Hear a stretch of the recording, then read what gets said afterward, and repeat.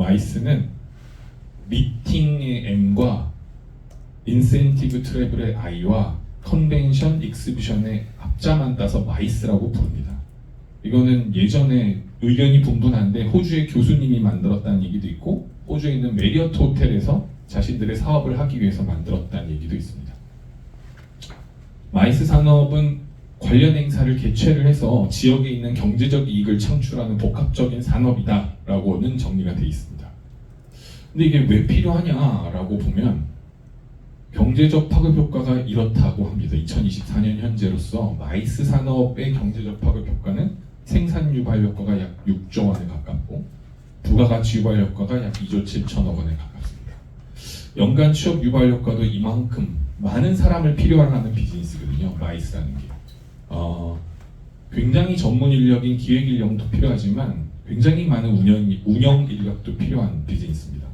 그러니까 고등교육을 받으신 분들 필요하지만 사실 고등교육을 받지 못하신 분들이 많이 또 일을 할 수 있는 영역이기도 합니다.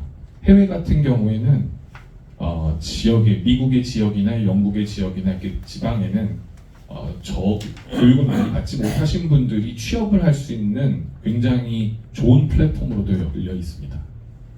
그리고 마이스 관광객은 일반 관광객보다 한 2배 정도 지출을 더 많이 한다고 하고요. 등등의 이슈가 있는데 마지막으로 연관 산업이 계속 발전을 한다는 게 있습니다. 마이스가 있으면 지역 숙박업이라든지 외식업, 판매업 등 참가자들이 추가 지출을 하기 때문에 이들이 계속 복합적으로 발전을 한다는 게 있습니다. 마이스 산업의 키워드 중에 하나가 공급이 수요를 창출한다는 말이 있습니다. 공급을 잘 만들어 놓으면 컨텐츠나 수요는 생기기 마련이라는 얘기가 있습니다. 이건 뭐 제가 한 말도 아니고 예전부터 있던 말이고 해외에서도 이렇게 쓰기도 합니다. 운칠기삼이라는 뜻입니다. 저희는 운영이 7이고 기획이 3입니다. 운영이 7이고 기획이 3인 70% 30%의 비율의 업무를 갖고 있습니다. 그러면 어떻게 운영하는 거야? 마이스는? 라고 물어보시면 마이스 산업은 이렇게 구성이 되어 있습니다. 크게 보면 이렇게 구성이 되어 있습니다. 마이스 산업은 주최하는 사람이 있고요. 참가하는 사람이 있고 개최하는 지역이 있고 개최하는 시설이 있습니다. 그걸 중심으로 이 4가지 큰 카테고리를 중심으로 이 산업들이 다 동시에 엮이는 비즈니스라고 보시면 됩니다. 여행업, 교통물류, 숙박, 관련 등록 경비, 의전, 설비 등등, 그 다음에 이벤트 산업, 식음료까지. 그러니까 여러분들이 생각하는 호스피탈리티 비즈니스가 이 큰 카테고리 안에 다 얼기설기 얽혀 있는 산업이라고 보시면 됩니다. 근데 이게 방문자 경제라는 건 외지에서 들어오는 사람들이 여기서 돈을 얼마나 많이 쓰고 가게 만드느냐에 초점이 돼 있는 거고요.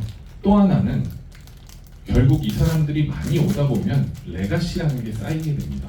여기 와서 저희가 이런 이야기를 굉장히 대단한 이야기는 아니지만 이런 이야기를 촉발하는 것은 지금 플로어에 계신 분들께서 분명히 저희보다 많이 알고 계실 것 같긴 한데 조금씩 쌓이는 어떤 관점들이 생기실 거라고 생각을 해요.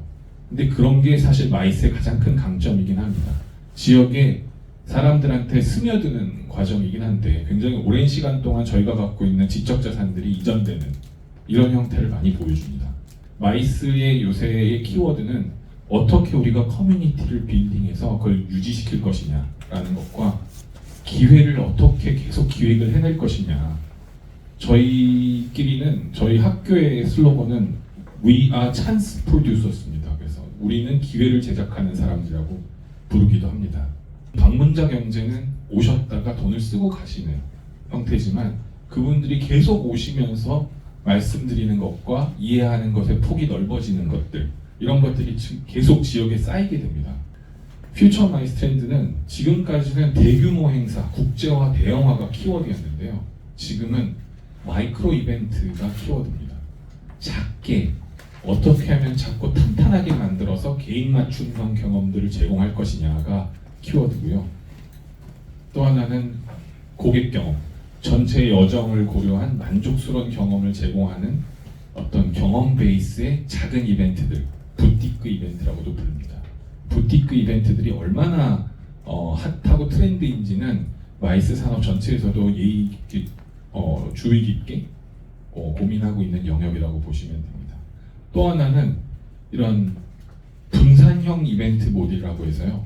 메트로폴리스에서 행사를 하면 그 행사를 온라인으로 지역에 나눠주는 경우와 오프라인으로 지역에 나눠주는, 그렇게 해서 통합적 이벤트가 완성이 돼서 광역에서 전부 다 이벤트를 같이 수행하는 형태로 바뀌고 있습니다. 왜냐하면 메트로폴리스에서 줄 수 있는 경험이라는 게 한정되어 있기 때문에 이 경험들을 확장해서 고객들한테 경험을 확대하는 것을 목표로 하고 있습니다.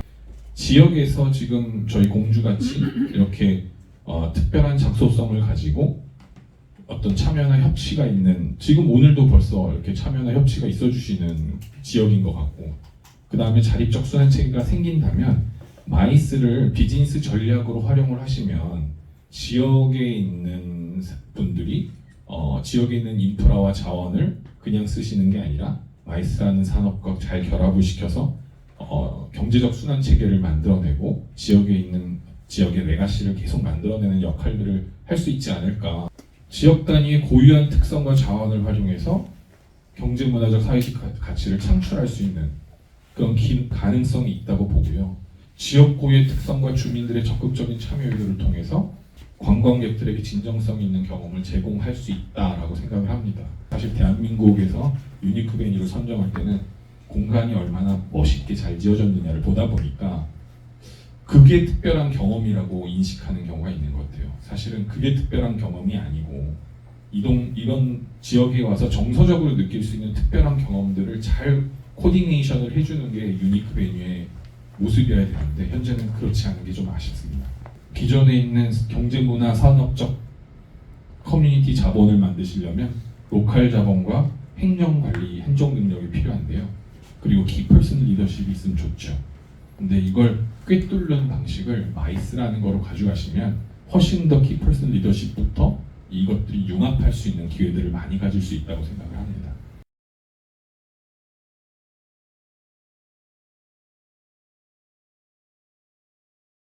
우연한 사건이 일어나는 공간이 아니라 기획자가 의도한 행사가 만들어지는 공간이 베뉴인 것 같습니다. 그러니까 예를 들면 우리 여러분 길 가다가 이렇게 지나가다 어깨 뚝 붙였고 뭐야 이러면서 딱 멈추는 장소들, 이런 데는 사실 베뉴라고 할 수 없죠.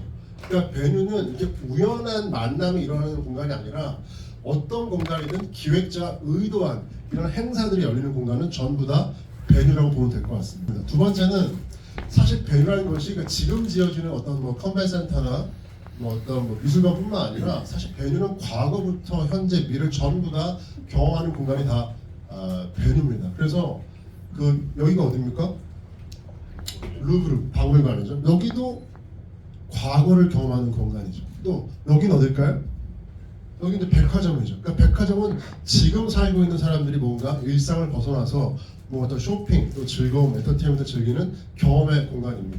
결국에는 따져보면 결국 베뉴라는 것은 의도한 행사가 열리는 경험의 장소라는 것이죠.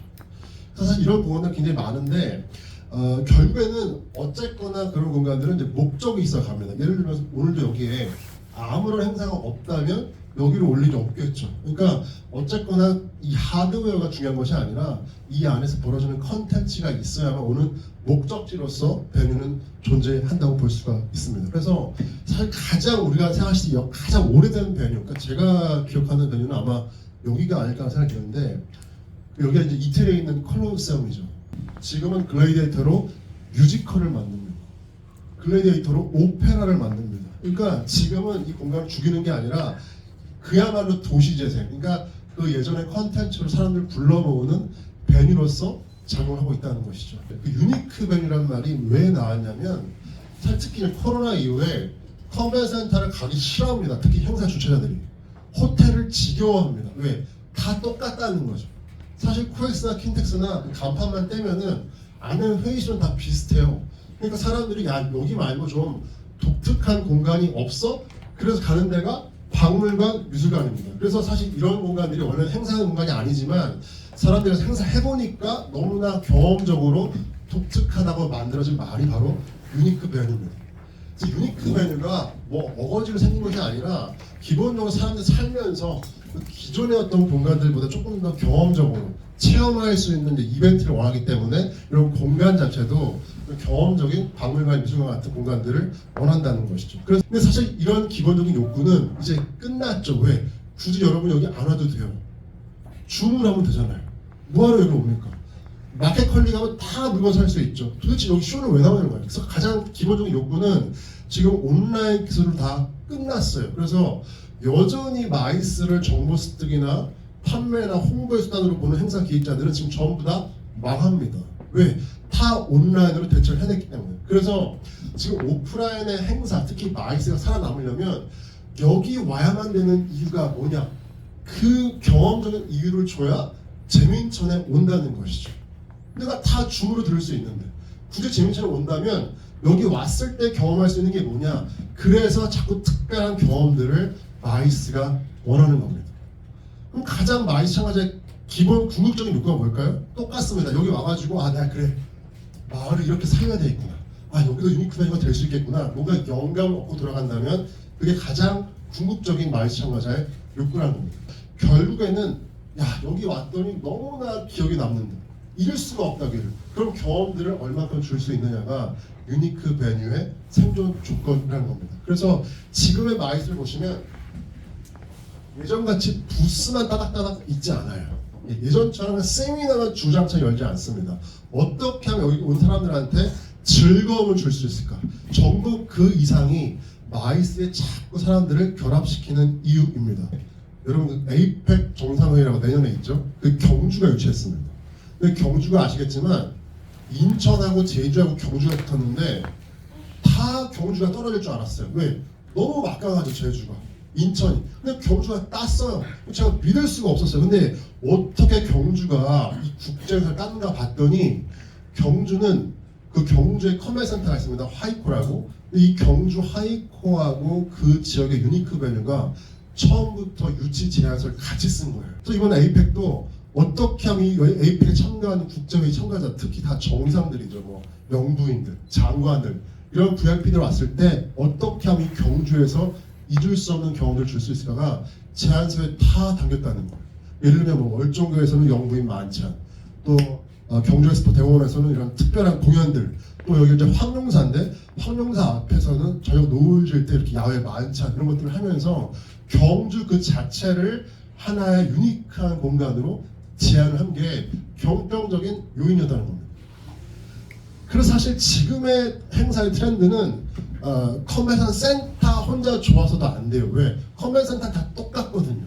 그러니까 그 지역의 어떤 경험들을 이 공간들하고 결합을 했을 때 줄 수 있느냐가 그 도시의 행사들을 가져오는 결정적인 이유가 됩니다.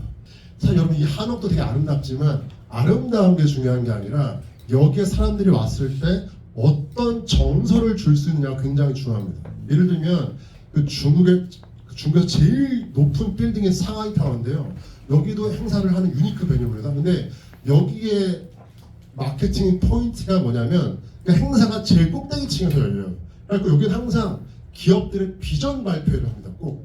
그래서 물어봤더니 희한해. 왜 여기서 비전 발표만 하세요? 이렇게 물어봤더니 사람들이 뭐라고 했을까요? 제일 높잖아요. 높으면 뭐가 되는 거예요? 기업들은 우리가 세계 1등 할 수 있다는 이미지를 줄 수 있는 거예요. 참가자들은. 그래서 이 상하이 타운은 항상 높이를 가지고 마케팅을 해요. 그러니까 그게 바로 유니크 베뉴가 줘야 할 정서라는 거죠. 그래서 결국에 마을의 컨텐츠가 늘어나면 늘어날수록 결국은 체류 시간이 늘어나겠죠. 근데 왜 체류 시간이 중요하냐? 오래 머물면 결국 돈을 쓰게 돼 있습니다.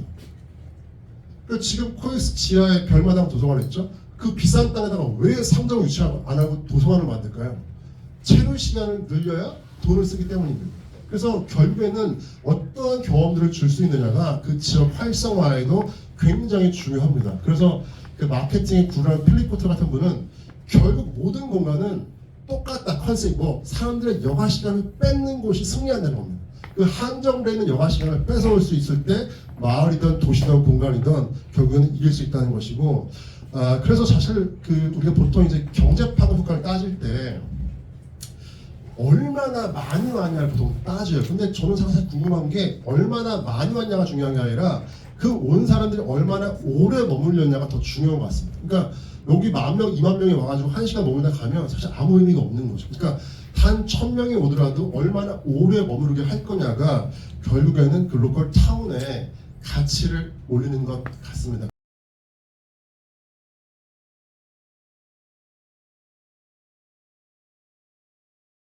제가 좀 말씀드리고 싶은 게 이 마이스 산업 구조예요. 마이스는 소비자랑 최종 소비자가 달라요.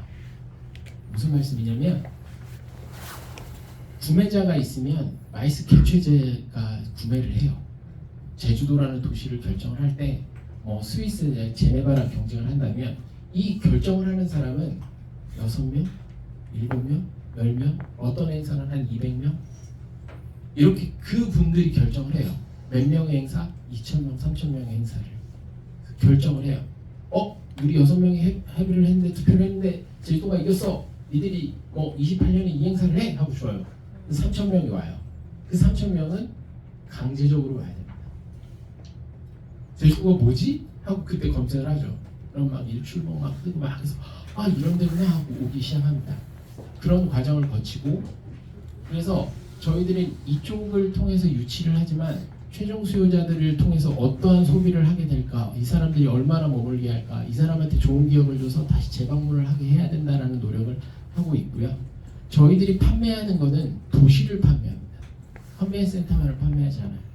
장소, 숙박산업, 서비스 제공자, 식물산업 이런 걸 다 제안서에 담아서 컨벤션 뷰로가 중간 구매자한테 판매를 하고요. 최종 소비자가 오게 만드는 과정이 3년에서 5년 정도 걸립니다. 아까 아쿠아 플래닛 얘기를 하셨죠? 저희들이 이거 16년도에 했던 행사입니다. 여기 제주 써있잖아요. 그죠? 제주 아쿠아 플래닛 행사를 했던 거고요. 클리프라는 컵숍입니다. 여기도 유니크 밴드로 선정이 됐어요. 여기 어딘 것 같아요? 민속촌입니다. 여기는 동태박물관이라는 행사장이에요. 이거 뉴시스에서 가져왔는데 예쁘죠? 생각하는 정원. 생각하는 정원은 이 시크릿 가든이라는 데를 일반 관광객들한테 오픈을 하지 않아요. 행사에만 오픈합니다. 그래서 유니크 메뉴를 정말 잘 치고 나가고 계세요. 골프장입니다. 여기도 역시 유니크 메뉴로 선정이 됐고요. SK에서 운영하는 데. 어딜까요?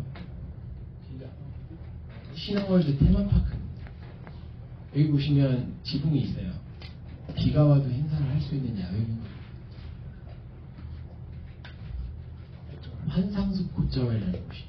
여기 오시면 제주도의 곶자왈 해석을 정말 재밌게 듣고 이렇게 행사까지 하실 수 있어요.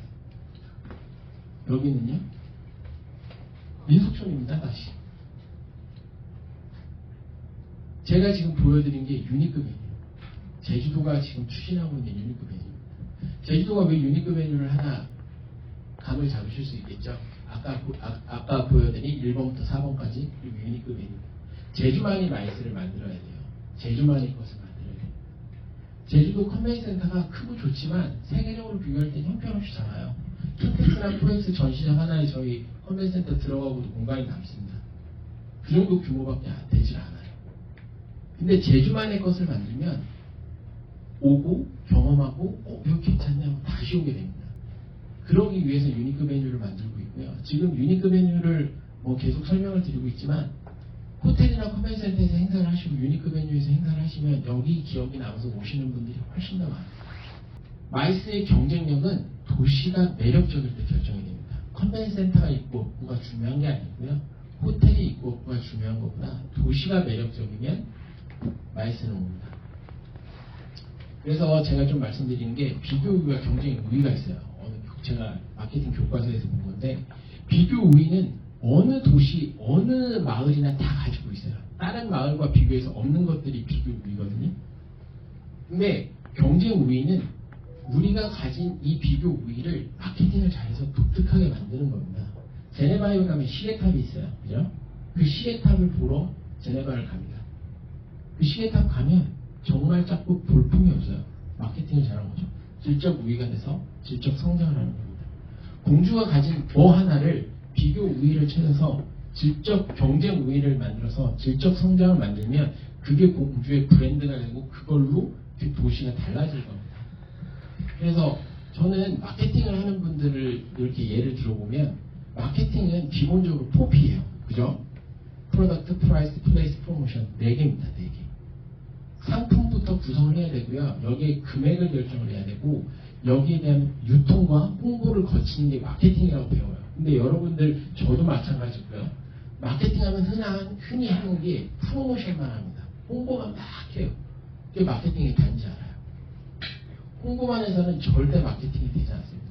앞서 말씀드린 이 4개가 마케팅의 기본이라고 생각하고 움직이셔야지 돼요.